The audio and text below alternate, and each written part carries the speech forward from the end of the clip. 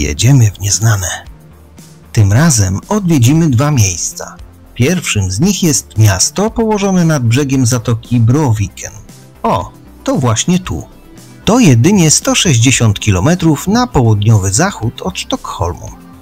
Norrköping często nazywane jest szwedzkim Manchesterem lub nawet Małym Pekinem, choć ja mam inne skojarzenia. Dla mnie to mieszanka pięknie odrestaurowanej industrialnej Łodzi i kaskad wodnych z pewnego miasta w Irlandii. Tak, wiem, takie połączenie trudno sobie wyobrazić, ale to przecież mój subiektywny odbiór tego, co zobaczyłem. Drugą destynacją jest urokliwe i bardzo stare porybackie miasteczko, które przyciąga wielu turystów, oferując im o wiele więcej niż restauracje położone blisko wody. To tu po raz pierwszy w Szwecji postanowiono zaadoptować betonowe silosy na mieszkania. Jest tu jeszcze kilka rzeczy, które z pewnością niejednego potrafią zaskoczyć. Patrz, szwedzkie krokodyle, zobacz, Ania. Przed wyruszeniem w drogę zastanawiałem się, czy termin naszej wycieczki nie będzie dużym błędem. Dlaczego? Pojechaliśmy tam dzień po przesileniu letnim, czyli tuż po Midsommar, drugim największym szwedzkim święcie. Dla wyjaśnienia, święto Midsommar oznacza środek lata. Dokładniej jednak oznacza czas, kiedy słońce jest najwyżej na niebie, czyli taka polska noc świętojańska. Do roku 1952 stałą datą Midsommar był 23 czerwca, jednak aby lepiej dopasować święto do tygodnia pracy, rok później zdecydowano, że Wigilia Świętojańska zawsze wypada w piątek, pomiędzy 19 a 25 czerwca. I tu przechodzimy do moich obaw o to, że wiele z interesujących nas miejsc będzie zamkniętych. Ostatecznie uznaliśmy, że zwiedzimy samo miasto, nie wchodząc do żadnego muzeum. Okazało się, że był to strzał w dziesiątkę, gdyż Norrköping odpoczywało po hucznym celebrowaniu wspomnianego święta. No, wiecie, o czym myślę. Ludzi na ulicach było niewielu, co sprzyjało filmowaniu tego, co ciekawe. No dobrze, czas przybliżyć kilka istotnych informacji. Według rejestru ludności gminy na dzień 31 maja 2024 roku Norrköping liczyło 144 870 mieszkańców, z czego w samym mieście mieszkało nieco ponad 98 tysięcy. Miasto położone jest nad rzeką Motala, niedaleko jej ujścia do Bråviken, zatoki Morza Bałtyckiego. Tak więc miasto ma dostęp do morza, co w przeszłości przyczyniło się do jego rozwoju. Ale o tym za chwilę.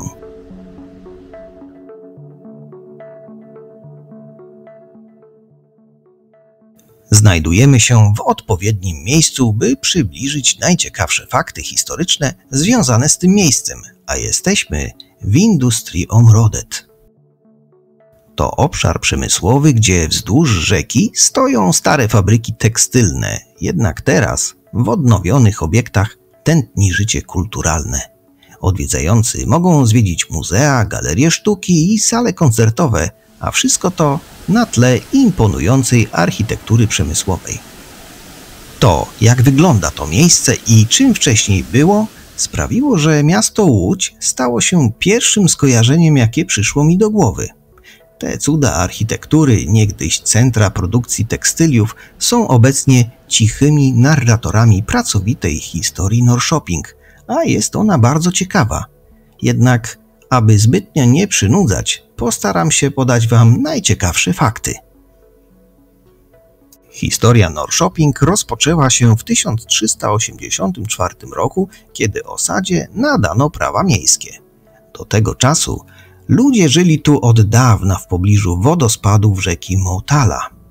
Swój pierwszy rozkwit miasto przeżywało w XVII wieku, kiedy osiedlił się w nim holenderski biznesmen Louis de Geer. Założył w mieście kilka gałęzi przemysłu, m.in. papiernię, fabrykę broni, gwoździarnię, fabrykę odzieży i stocznię. Położenie miasta nad zatoką sprzyjało takim przedsięwzięciom, a handel drogą wodną był wtedy najbardziej efektywny. W W tamtym czasie miasto było drugim najbardziej zaludnionym miastem w Szwecji. W XIX wieku w Norrköping rozwinął się przemysł tekstylny, a połowa produkcji odzieży w Szwecji miała miejsce właśnie tutaj. W 1950 roku w mieście działało 49 zakładów włókienniczych zatrudniających łącznie 6492 pracowników. Dobre czasy miały się jednak ku końcowi. W latach 50. XX wieku konkurencja z zagranicznymi firmami stała się zbyt trudna i w 1970 roku pozostało już tylko kilka fabryk tekstylnych. Nastały bardzo trudne czasy. Poziom bezrobocia w mieście nigdy nie był tak wysoki. Próbowano wzmocnić pozycję miasta, przenosząc tu kilka obiektów państwowych, jednak dla byłych pracowników fabryk raczej nie było tam pracy. W latach 90. władze miasta przeprowadziły udany projekt rewitalizacji tej dzielnicy, wprowadzając w niej nowe funkcje. Powstał tu m.in. kampus Norrköping, filia Uniwersytetu w Linköping. W budynkach pofabrycznych powstały muzea, sala koncertowa, sala kongresowa oraz przestrzeń biurowa. Cały obszar tworzy dobrze zagospodarowany obszar turystyczny, zwany krajobrazem przemysłowym. Przyznam, że spacer w otoczeniu kaskad wodnych jest wyjątkowo miłym przeżyciem i z niechęcią będę opuszczał Industrium Rodet.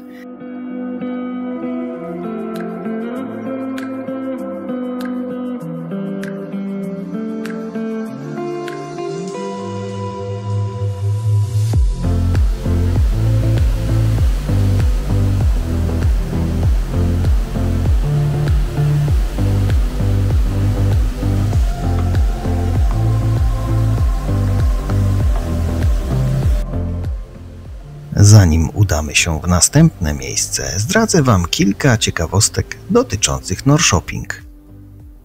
Miasto w swojej historii było kilkakrotnie niszczone przez wrogów zewnętrznych. Po raz pierwszy dokonali tego Duńczycy w 1567 roku podczas nordyckiej wojny siedmioletniej. Jednak najbardziej decydujące dla miasta były spustoszenia Rosjan w 1719 roku. Podczas Wielkiej Wojny Nordyckiej. W lipcu 1719 roku Rosjanie spalili całe miasto. Pozostały tylko 3 gospodarstwa i kilka stodół. Choć miasto zostało spalone, duch oporu i niezłomna wola przetrwały i pod koniec lat 20. XVIII wieku miasto zostało prawie całkowicie odbudowane. Do 1970 roku Norrköping było 4. co do wielkości miastem Szwecji. Obecnie dopiero znajduje się na 11. miejscu, mimo że populacja miasta stale rośnie. Od lat 70. XX wieku w mieście działa 5 agencji rządowych: Urząd Lotnictwa Cywilnego, Agencja Migracyjna, Administracja Morska, Służba Więzienna oraz Szwedzki Instytut Meteorologii i Hydrologii. W Norrköping w granicach miasta znajduje się najwięcej petroglifów na świecie. W Himmelstalund jest około 7000 rzeźb naskalnych datowanych na około 1500 lat przed Chrystusem. Miasto posiada linię tramwajową od 1904 roku i jest dziś jedną z 8 gmin tramwajowych Szwecji. Kierujemy się teraz do jednego z najbardziej popularnych miejsc w mieście. Zwróćcie uwagę na aleję drzew wzdłuż ulicy. Södra Promenaden to aleja z drzewami ustawionymi w 4 rzędach. Jest częścią systemu szerokich alei otaczających centrum miasta, który zaczęto budować w latach 50. XIX wieku. Dotarliśmy do Parku Kaktusów i Kasztanów. Park ten został założony w 1860 roku i był pierwszym parkiem publicznym w Norrköping. Dziś Karl Johans Park jest jednym z najlepiej zachowanych obiektów parkowych w Szwecji z przełomu wieków. Został zaprojektowany przez architekta miejskiego. Park ten znajduje się obok centrum podróży, W oddali widać piękny dworzec kolejowy. Ta część parku nazywana jest czasem potocznie parkiem kolejowym.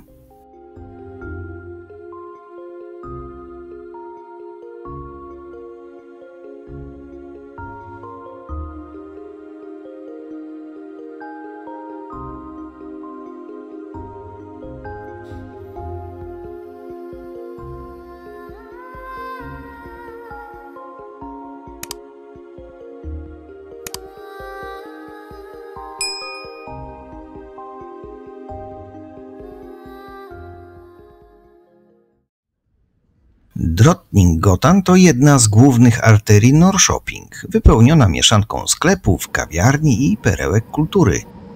Wędrując wzdłuż tej ulicy, natknęliśmy się na wspaniały budynek ratusza. Choć w tym momencie prowadzone są tam prace remontowe i Rådhuset jest otoczony rusztowaniem, jego bryła i tak robi wrażenie.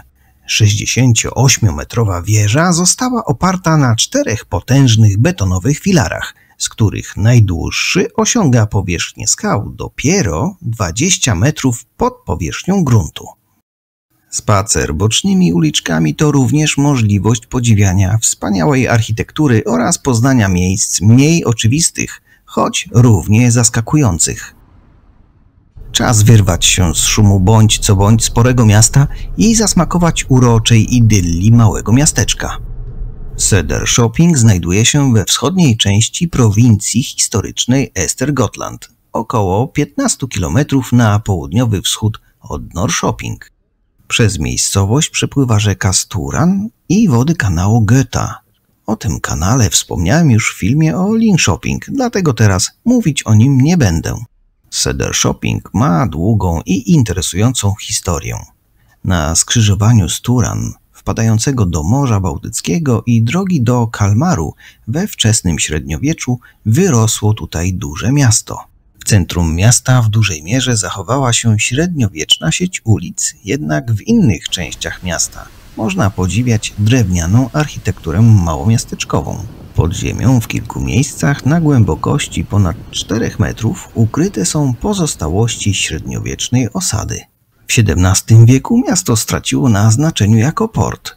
Kiedy w XIX wieku wybudowano kanał Göta i linię kolejową, miasto ożyło. Mimo to pozostało małym miasteczkiem i dziś jest chętnie odwiedzanym ośrodkiem turystycznym. Ten krótki rys historyczny doprowadził nas do czasów współczesnych, w których kreatywne rozwiązania ujawniły się również w architekturze. Otóż dawny silos zbożowy, zbudowany w 1944 roku, utracił swoją funkcję, gdy rozwój rolnictwa doprowadził do nowszych sposobów obchodzenia się ze zbożem. Ponadto nie bardzo pasował do charakteru miasteczka, które postawiło na turystykę. Szpecił krajobraz, co z pewnością obniżało atrakcyjność całej okolicy. Architekt z Norrköping, Mats Levander, zdecydował podjąć wyzwanie, by przeprojektować silos na budynek mieszkalny.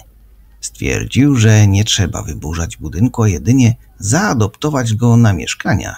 I tak się stało. Teraz mieści się tam 14 mieszkań. Mówi się, że widok z wyższych pięter jest wspaniały. Nie sprawdzałem, wierzę na słowo. Co myślicie o takiej inwestycji? Dajcie znać w komentarzach. Chodząc uliczkami miasta, natknęliśmy się na pewne artystyczne wynurzenia. Patrz, szwedzkie krokodyle, zobacz, Ania. Chodź, zobacz, kochanie, szwedzkie krokodyle. Widziałaś? No cóż, wszystko co dobre ma swój koniec. Nasza wycieczka właśnie się kończy. Zanim pożegnam się z Wami, chciałbym prosić o komentarze pod filmem. Zrobicie mi wielką przyjemność, jeśli dołączycie do grona subskrybentów i dacie łapkę w górę. Nie zapomnijcie o dzwoneczku, by nie przegapić kolejnych filmów. Tym, którzy wpadli tu przypadkiem, polecam inne filmy na moim kanale. Nie tylko te o moich podróżach po Szwecji. Dziękując za obejrzenie tego filmu do końca, pozdrawiam Was wszystkich serdecznie. Do zobaczenia.